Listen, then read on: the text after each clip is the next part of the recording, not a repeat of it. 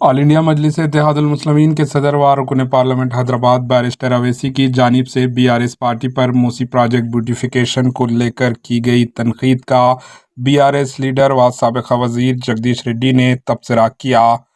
BRS party के साबिक़ वज़ीर जगदीश रेड्डी ने कहा कि हाँ, हमने ही मूसी प्रोजेक्ट शुरू किया। हमने जो बजट पेश किया है उसमें उस प्रोजेक्ट को मुकम्मिल करने की सलाहियत रखते हैं।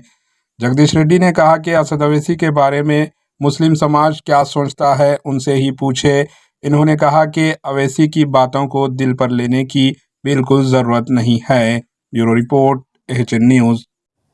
సరే ఇక ఆయన గురించి వెళ్ళి ముస్లిం సోదరులు ఏమనుకుంటారో వాళ్ళని అడిగి రాత్రిగా మా గురించి ఎందుకు కానీ మేము చాలా బాజాబ్తా చెప్పినాం. మేము ఏంది అసలు మేమే ప్రారంభం చేసినాం మూసీ రిజర్వేషన్ కార్యక్రమాన్ని, రిజర్వేషన్ అని మేమే ప్రారంభం చేసినాం. కేటీఆర్ గారు స్పష్టంగా పవర్ పాయింట్ ప్రజెంటేషన్ ఇచ్చి చెప్పిండు.